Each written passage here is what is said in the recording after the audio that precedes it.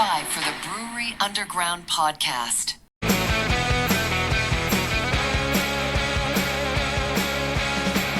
In Nashville's harbor wise, cracked and bruised when leaves disguise.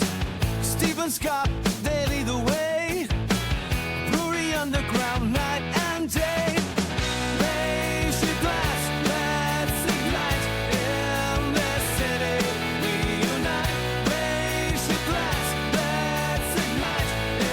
In this city, we unite. Well, and I would have to think you guys probably get. I mean, even though I feel like you're a destination brewery, we came there, so you're a destination brewery. That makes you one. No, You're the reason we went. You're the reason it went. Yeah, really. But I would also have to think that you probably get a lot of regulars in there. Like 3 or 4 days a week when you're there, how many days you're there. You probably see some people there almost every week or every other week, and they're going, Oh, totally. what else you got new here? Yeah. Well, a lot of the regulars just order a Dortmunder over and over again. Yeah, and that's okay too. But they're ready for something different, right? At times. Yeah, there are some regulars, I'm sure, who are looking for the new thing. Oh, Yeah. totally. Yeah, the people who come regularly enough. Yeah. Yeah. You The get true Bill that regulars, walks though, in. the true regulars, like, they were mad when Burning River run away. So, sorry, guys. Yeah. Yeah. Yep. Like, you see certain people walk in, you're already pouring their beer because you know exactly what they're going Oh, to there. have. Yeah, I mean, the Yeah. bartenders, like, literally, there are some people who, if somebody walks in, well, like Ramon, I think it was Ramon. Yeah, Ramon. He's been retired from us for a number of years, but like he started 3 months or so after the brewery opened, and it was literally like, I mean, obviously early on we only had so many beers we actually brewed, but like I'm pretty sure the entire time he worked at Great Lakes, when he went in, he walked into the tap room for a shift beer, bartender just poured the Dortmunder and put it down because like, there's no need to ask. Mhm. So yeah. You gotta love that too. That's great stuff. I love that. They do. I mean, all the time, guys. I look at the beer board and it's like, Midwest. You know. That's okay. So I'm guilty. Yeah. But I'm making sure I'm trying the new stuff too. Yeah. Yes, you got to. Well, you're out there selling it, right? You got to be able to talk about it. Yeah, totally. Yep. Mhm. Well, you know, I need to know Midwest, like the crevices of my hand here or something like that. So it's over and over again. Let's shift gears a little bit and talk about tariffs. Have you Okay. guys been affected by it? Probably it's affected everybody, and if so, kind of in what ways? And I know that we kind of see aluminum as being the big thing, but we actually talked to the Brewers Association the other day, and they were telling us about some other things too that might possibly affect. How has it affected you guys, and what are you seeing?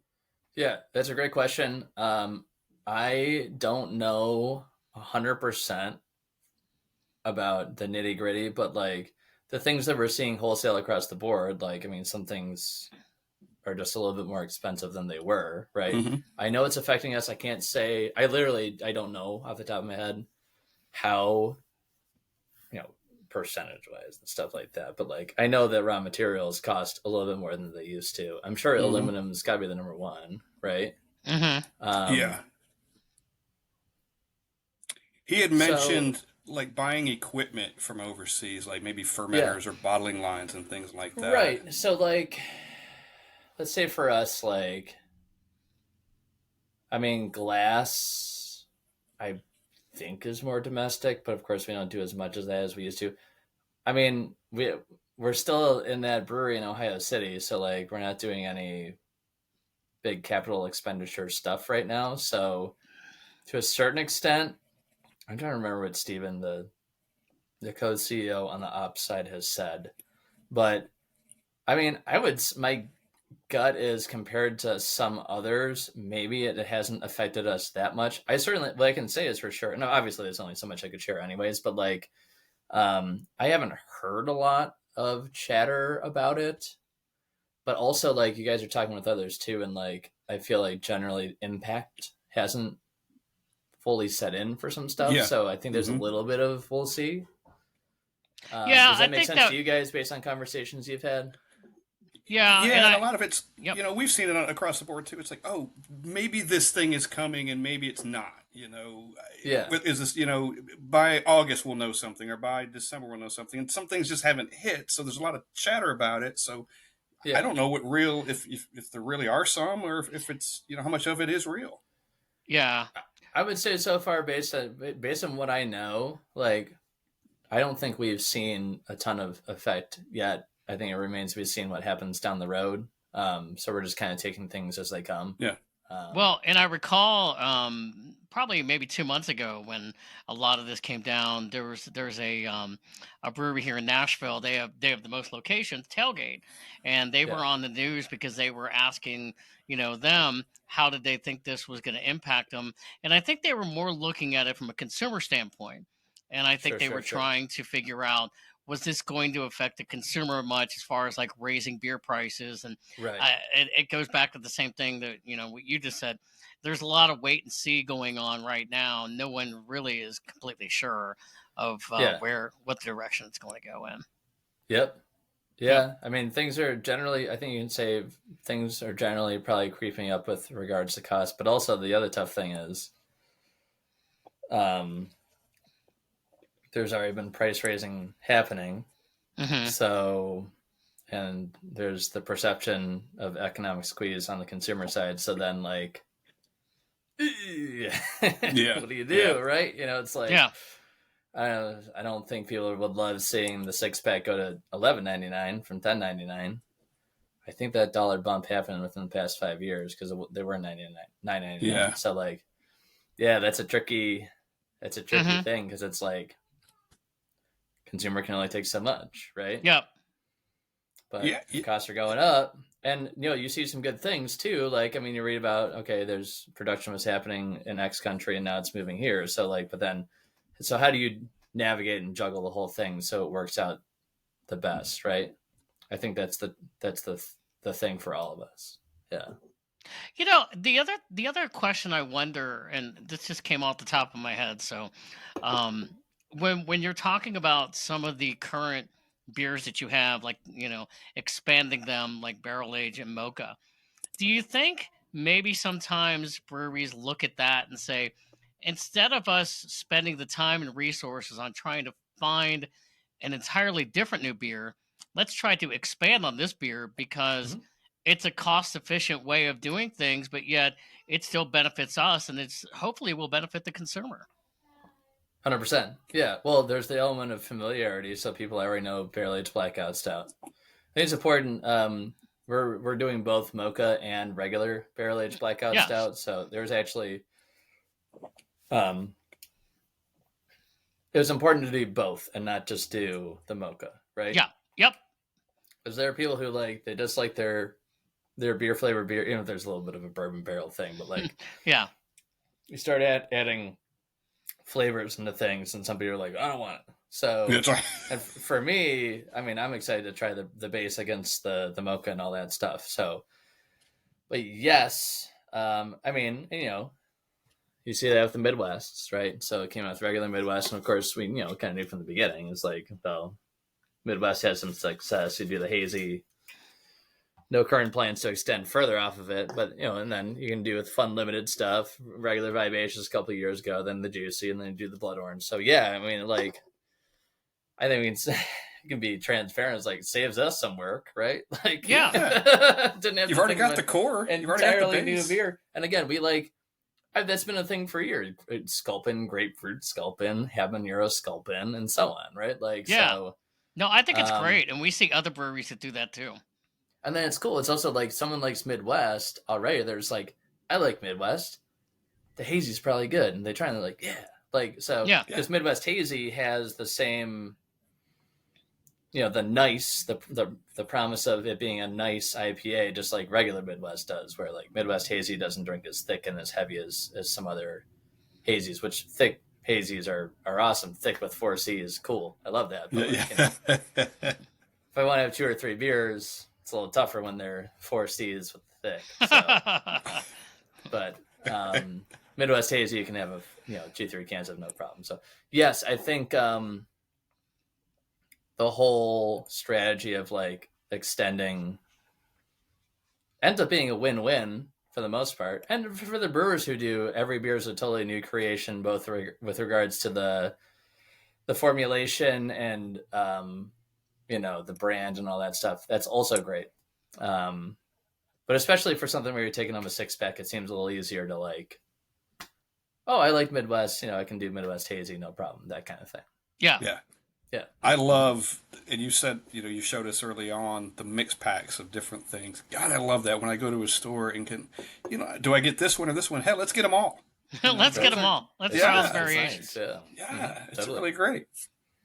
There'll be more variety packs in the future. Yeah. So it's a big thing. I mean, it's always been big for craft beer, but yeah. Mm-hmm.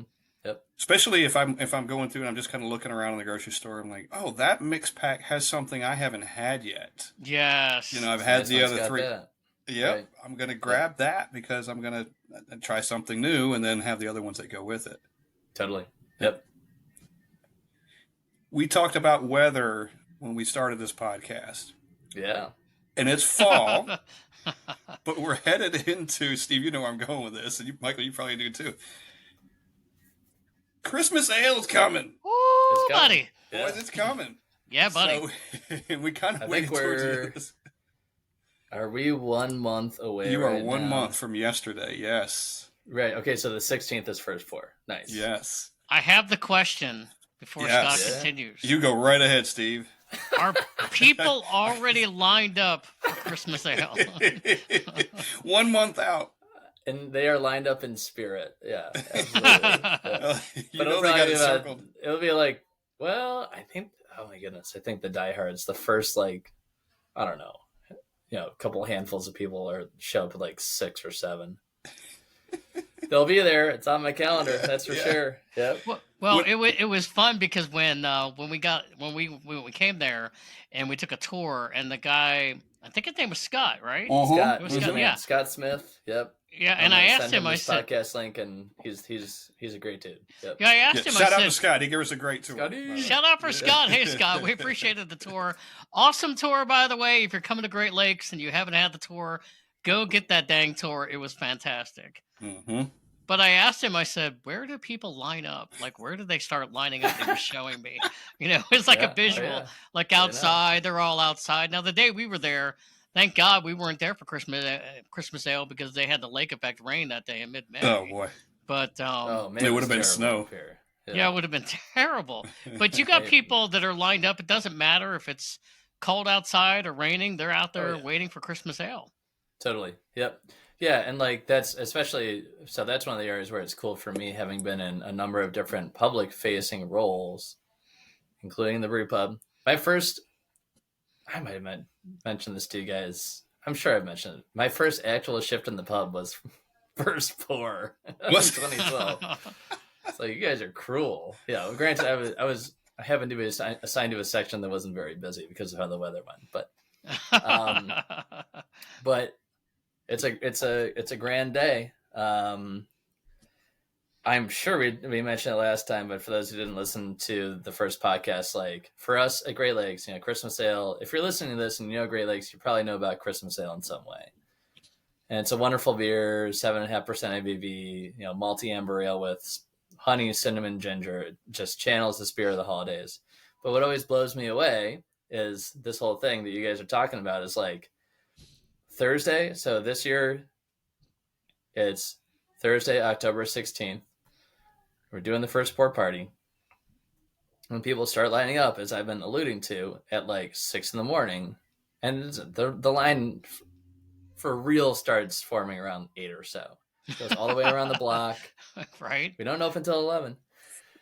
And they're doing this all for a beer that they can buy at the grocery store on Monday. It's just like, it's insane. It's telling. Yeah. Do they come dressed up in like Christmas? Oh yeah. Yeah. There's that's as much the norm as coming. It's just showing up in regular clothes and stuff. Whatever elf hat and reindeer, antlers and all that kind of stuff. And how many people would you expect, and have you had lining up the first day in previous years? You know, the exact number of people lining up, I'm not 100% Roughly. sure, but like if you took like a standard city block, like a downtown city block, and basically the line goes entrance to this corner, to that corner. It'll definitely get wrap around another corner. There have been some years where it continues to wrap around. There's one year I think where it wrapped. You could see the end of the line from the beginning of the line. I assume that's a couple hundred people, right? I was gonna say it's enough to be noticeable where people Yeah. are going, "What the heck is going on over there?" Yeah. Legally, our capacity at the brew pub, I don't know. It can't be more than a couple hundred people, right? So, Yeah, right? yeah. Right? So it's a couple hundred people, yeah. And then, as the day goes on, there are people. Usually the people who are lined up early are there for the long haul, a couple hours. That ebb and flow of people in and out. There's the slight taper, but then once the after work crowd shows up, then this, the vibes continue on. Mm-hmm. Yeah, last time we spoke, it would have. Last time we did a pod, it would have been shortly before, right? Yeah. Yep. It's towards it, yeah. Because it was mid-October or something like that. Mm-hmm. Yeah. Yep. Oh, that was a magical day for us in Cleveland.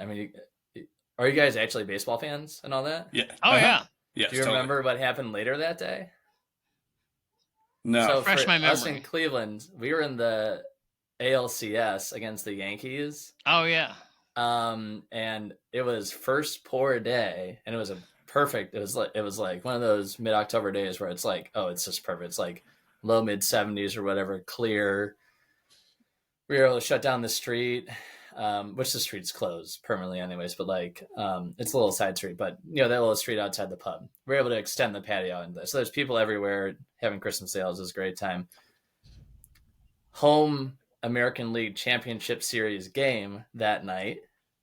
So, of course, I went to the game. So it was a long day. And we were down 0-2 against the Yankees and bottom of the ninth inning, 2 outs, one guy on the base pass. And this kid we had brought up a couple months earlier, his name is John Kenzie Noel. Have you heard about this? The big Christmas thing? I don't think His so. nickname, John Kenzie Noel. So he got the nickname Big Christmas. Okay.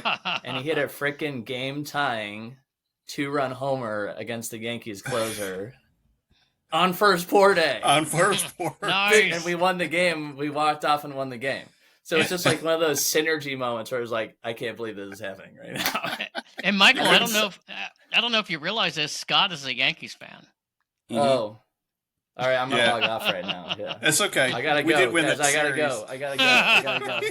Yeah. You could have waited 10 more minutes, Steve. Dude, Giancarlo was just a menace that series. It was, Yeah, he was the only one that got us to the World Series. I know, Pretty yeah. much. But That's that, cool. The culmination of everything on that one day, though. There. And then we saw people posted not kidding. People posted, someone posted a Photoshop of the Christmas sale, 6-pack with his face on it and stuff. So, That's brilliant. Did you say too, when you? I don't know if you're always there, but when people line up, it's the same faces towards the front of the line every year. it is, yeah, it's pretty cool. Yeah, Yeah. it is. Yeah, I mean they're dedicated, and there's a certain point of pride in keeping that regular thing going. Sure. When did community you be all... up there at 6 If you're a.m. first in line, you get a Yeah. spot at the bar. Yeah, There's only, exactly. how many spots at the bar? 15, something like that. Yep. So if you're the first 20 or so, you can probably get a spot at the bar, or you get Score. you get a table in the bar area. So if you're listening, if you're in Cleveland and you're going to go to first pour and you want to be in the main tap room, you got to get there at 7 a.m. 7 a.m. They're Yeah. early. Pack a bag. When did this all become a thing? Do you remember the year that it became such a big thing? Well, it precedes my time, but the Christmas sale phenomenon, part of it's cool. I forget how much we talked about last time, but it doesn't matter. It bears repeating every time. What's amazing about a Christmas sale is that you can't create that in a boardroom. You can't make it in a Yeah. lab. You can't cook it up on a spreadsheet or whatever. It's a magical beer. There's something about right place, right time, and all that. We're in Cleveland. We love Christmas. We have the Christmas Story House and all that stuff. And then the beer just nails the spirit of the holidays. That spice presentation just like drives home what Christmas means to so many people, you know, in our area especially and beyond. And then for those who grew up here, they, you know, experienced it when they were younger and all that before they moved off or whatever. And then in the markets where they live, where we distribute, that they go for Christmas sale and all that stuff. So like it was an organic thing. I'm told, I think it was around 2010-ish.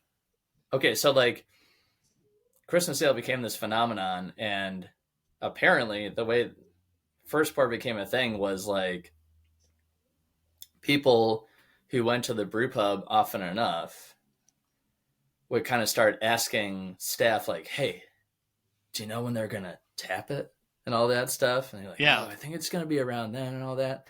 And then I think, you know, like my career, the marketing crew at a certain point was like, yeah, we should make this a thing, you know? It's Yeah. like, Yeah. so it's like, it's just an event waiting to happen. But like, so that's part of what makes First Pour special is obviously like, we like market in a certain way, but like the popularity of the beer and even the popularity of like the tapping of the beer at the brew pub was kind of an organic thing. And just to the scale that it's gotten to, which, roughly 20% of sales for, I can't say for sure in recent years, but like that's the number we kind of rolled with, is like Christmas sale is like 20% of our sales in any given year, which is crazy because the beer is only sold for like 9-10 weeks. Yeah. So you just, again, it's just not possible to sit down in the marketing department room and be like, yes, we're going to do this. I mean, we can try as best as we can. We hope Cold Rush blows up and like everyone in Cleveland and, you know, Northern Ohio or whatever is drinking Cold Rush. But sometimes it takes a little bit of magic and stuff like that to actually make that happen. Yeah. So Yeah, a lot of times that's the best things that come out of it. When you realize organically this has become a thing, so let's capitalize on it right, and make it an annual event, and now you have. right, yep, You said So, the yeah. word, Steve, event. Like, you know, and with the ups and downs of craft beer the last 4 or 5 years, just in general, it's great to see people getting in line for something. Yes. This is Absolutely, yeah. amazing. It definitely gives us, you know, I'm not being doom and gloom about everything, but like, you know, to still see that year after year after year, that's a consistent staple, you know. Yeah. It's pretty much always a record setting, you know, certainly for the year, and at times overall record setting day for the pub and all that. But yeah, that stuff's going full swing. I mean, we announced that last week, right? I think 1 week ago. Yep. So we got the whole, you know, if you're listening in your Northeast Ohio, you got till the end of September to like enter the First Pour VIP thing. Yeah, you guys can enter the First Pour VIP thing. You never know. Yeah. Well, I was You've already thinking entered, right? I was, we're already we were in last year. Right. We were a year ahead. no, it's cool just to think there are people right now that have it on their calendars and have gotten with a group of 100%. friends going, Yeah. you know what? We're showing up. We're taking up. They're taking off work that day. Probably take They are Taking taking off. They are taking off work Right. that day or taking off school that day to stand in line to get that Christmas ale because they want to be the first ones. I mean, how many And they're taking breweries Friday off too. do you know? Okay, I'm putting you on the spot. You may not know. It's okay if you don't know. Do you know of anything like this that goes on at any other breweries across the country? Anything similar? Not a Christmas ale, but There's maybe a some. release of some sort. Yeah. Well, I think Pliny the Younger probably has that, right? Yeah. On, Russian River, right? Yep.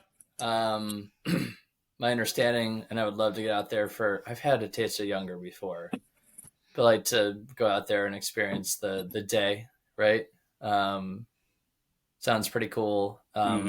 That's the immediate thing that comes to mind. Like my understanding is that there's actual lining up like outside their tap room. Yeah. At Russian River for that one. But it's I think it's a pretty, especially today, like late 2010s, you know, release parties were all the rage, you know, and that's just waned, and COVID knocked some of that off the tracks. But we're blessed to have so much wonderful craft beer all the time now that like the special release only goes so far these days. So that's part of what makes Christmas Ale a little bit of a unicorn. younger. There've got to be some others, but it's not nearly as much as there used to be, right? Right. I mean, do Yep. you guys see that in Nashville?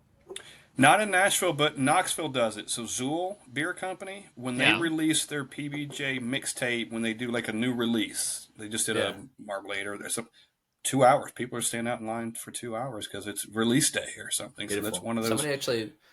Someone on staff mentioned them recently. So like that actually even noticed it up here. So Yeah. Oh, cool.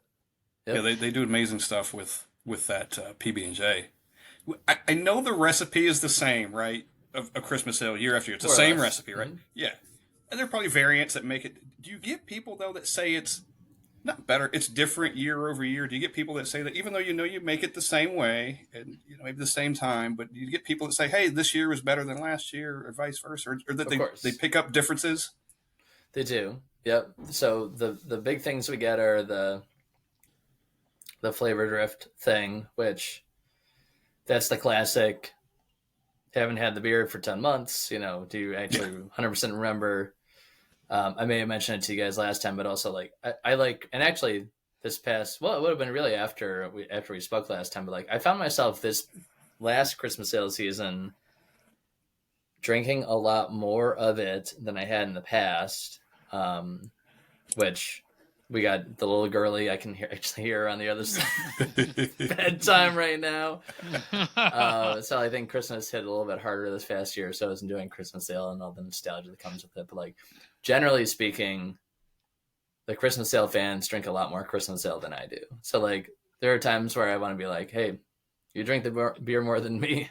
I'm just an advanced cicerone. What do I know? What do I know?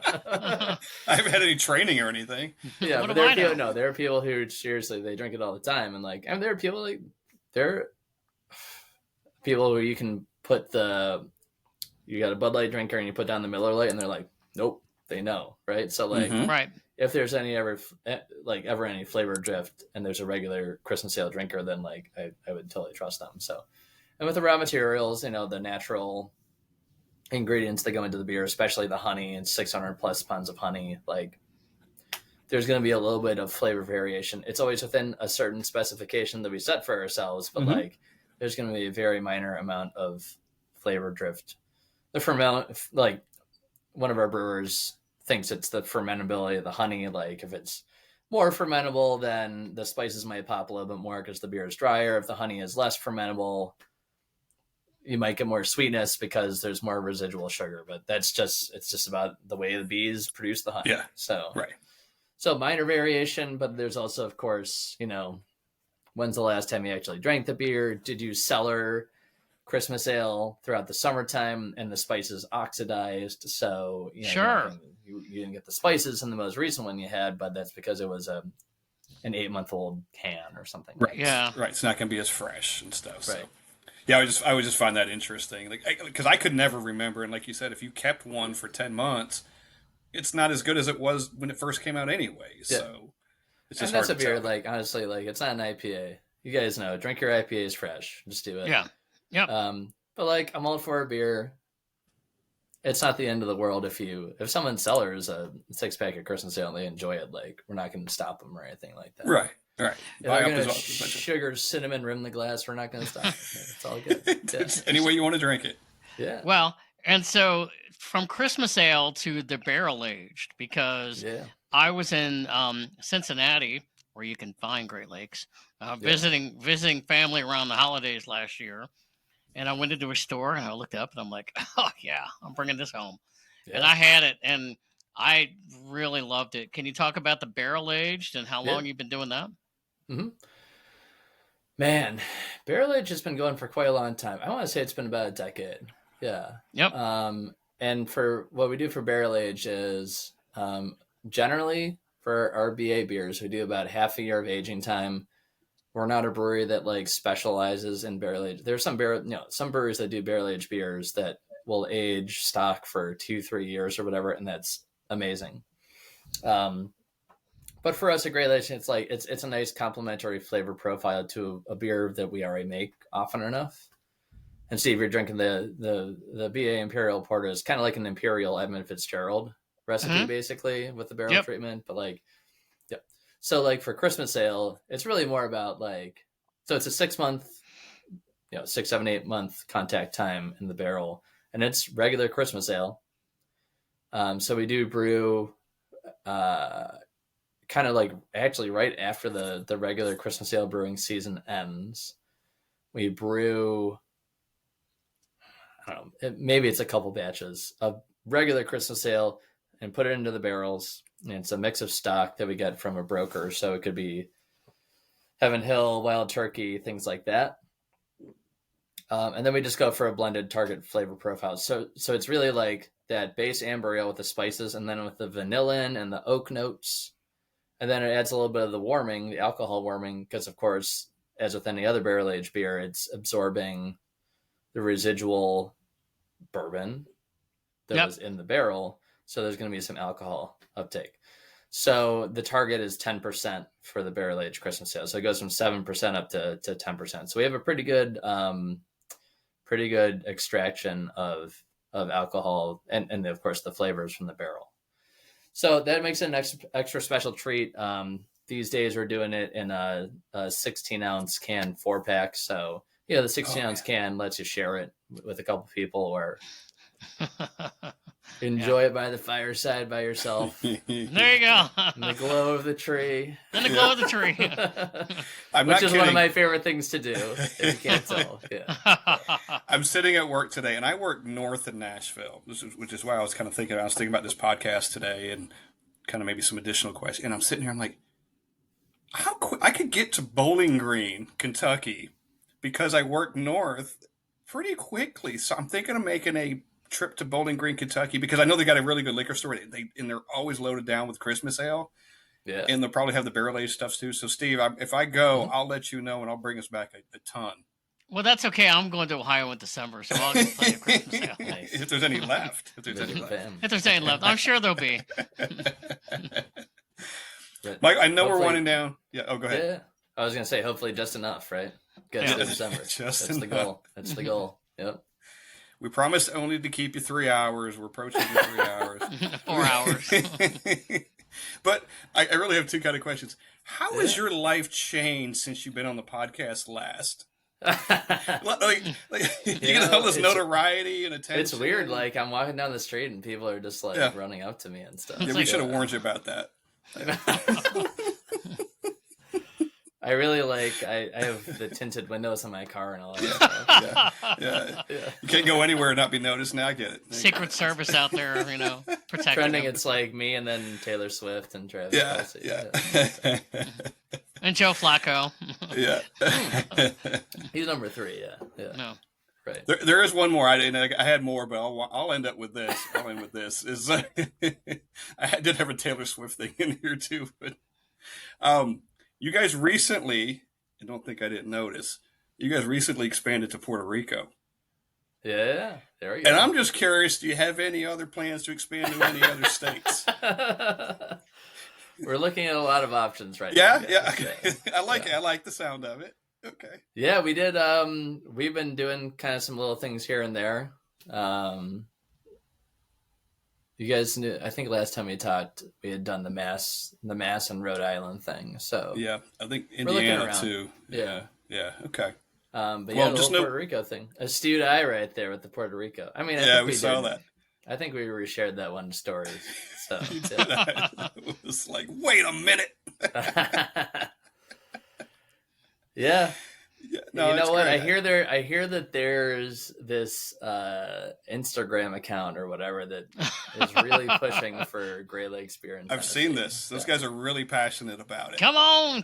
They should post a few more things, but they're really determined. I promise. That's right. Yeah, sure. There's a petition and all that. They will be appreciative. We may be following the truck into Tennessee, doing an Instagram live. When it happens, if it happens, we're hoping it happens. I mean, it says #1 Great Lakes fan right there, both of us right there. That's right. That's right. Wait, are you guys the ones who do the account? Yeah. Oh, you got us. Oh, how we figure it out. Yeah. He's on to us, Steve. You never know, guys. You never know. That's all I'm going to say. You never know. We're gonna keep pushing. It's all in fun, but we're gonna keep pushing. Keep pushing. just just know the desire, the want is here, is there. I want to make Just you guys know happy. Yeah. We appreciate that. Yeah. we want. We would really appreciate that.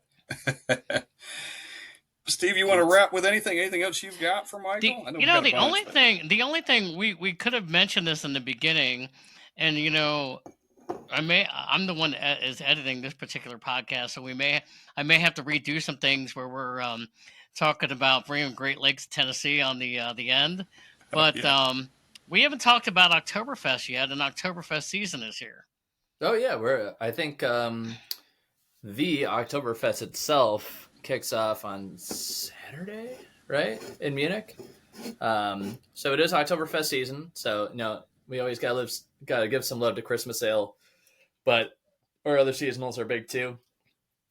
We're actually kind of forget how much we talked about last time, but a lot of other brewers, like, seasonal hasn't been as big for them, but like, just like with Christmas ale, where it's like people love Christmas in Northeast Ohio so much, and we're then impacted by the release of Christmas ale after that. I think like there's something about the cultural mix in the Cleveland area where like we have got that strong, long-running German population here, so Oktoberfest is big. We've got the Conway's Irish Ale for early in the year leading up to St. Patrick's Day, and of course the co-owners are Irish and all that stuff too. So like, it is Oktoberfest season. Those seasonal beers are still so important for us. I still got some Mexican lager with lime, the summer seasonal in the fridge, but Nice. we're kind of phasing out of that. But it's full on. I mean, we're halfway through September, so for anyone out there who's still holding out and thinks it's too early for the Oktoberfest, it's time. It's time. It's great beer. If you wait much longer, you're going to miss the whole thing anyway. So it might already be sold out some places. Yeah, that's it. You've got to adapt it. We never hold out, but we always kind of complain about it at the beginning of the season. Then we're just like, you know what? Just go with it. Just get it, drink it. Here it is. Mm-hmm. Another way to think of it is, technically, guys, I know we kind of said it's fun, depending on what standard you use. I'm a summer boy, so I go by the sun, and so it's not summer until after the autumnal equinox, which is Monday. So like, yep. And it's 75 degrees. I mean, in Cleveland, where we brew this beer, it's like 75 during the day. So it's a late summer beer. Yeah, it's a late summer beer. It's also a fall beer. Mm-hmm. It's very much a late summer beer. So. Yeah, I've been enjoying my steins of Oktoberfest for sure. Yeah, that perfect just nails that malty flavor. We had the guys on from Hop and Frog not long ago because we had stopped in there on our way up. Yeah. And they were even complimenting you guys because we were talking about, because I've had their Oktoberfest and I've had yours, and they were even complimenting on, your style of Oktoberfest as well. Has the Oktoberfest that you all have, has it changed ever? Or is it always pretty much stayed the same with the same ingredients? That one in particular, I don't know of any really. No, grain's the same. Like we've swapped in some crystal malts here and there for certain brands, but as far as what I can remember, Oktoberfest is still the same. We do this modified decoction mash for it, where we kind of pull a third of it into the lauter tun. We pull 2/3 of it in the lauter, and we leave a third back in the mash, and then we raise the temp of the mash up, so it kind of does that caramelizing, Maillard reaction thing. Maillard reaction. Thing to give it that extra malty oomph to it. Yep. We're still doing that stuff for now. I mean, that beer has pretty much remained the same. So that's perennial been a favorite of mine. I always love having the low fills around the 4th of July. When we start making we start packaging the beer. It's just the nature of packaged goods always being ahead of time. But yeah, but you guys have on from Hop who is on from Hop and Frog? Fred, Zachary, Fred and John. Nice. Yeah. Nice. Cool. Yeah. I gotta go really, back and listen to that. Yeah, please do. It's really fun. Those guys are really fun, and had a good time with them. That was a when we came up there, and before we hit Cleveland, we were trying to figure out would we have time to go there, and we stopped in there for like an hour and a half, and we had a lot of fun. Thank God we did. That was a lot of fun. It was a great time. Oh, they had some cool. I mean, all the Boris and stuff like that. Yeah. Yep. We learned a lot from that too. Just kind of how they did things and kind of their base that turbo shandy is a base for a lot of things, and we learned a lot from that. It was we enjoyed that one a lot. Very cool. Yeah. Yeah. Michael, anything you want to summarize or wrap up, or anything we didn't get to that you'd like to touch on? Oh, guys, I think we hit everything. This is it's a pretty well-oiled machine. So, Yeah. There you go. Yeah, at this point, Yeah, we do this in our sleep, can't we? yeah. I mean, we hit all the salient topics. Like, we still got the focus on tradition, but like the new stuff. I'm glad we talked about Cold Rush, Midwest Hazy a little bit. Didn't get a ton into. Did we talk about hazy last time? Yes. We might. Very Yeah, we briefly. talked Did about we? it. Well, you Okay. talked about it. You talked about it was going to be rolled out. Yeah. soon. So Yep. same approach, but as Midwest, but just in hazy form. So, guys, I think we pretty much we covered things. There's always going to be more to talk about in the future too. Yep. I'm gonna put you on the spot real quick for Oktoberfest. On your website, it talks about the best food pairing for Yeah. Oktoberfest. Do you know what it is?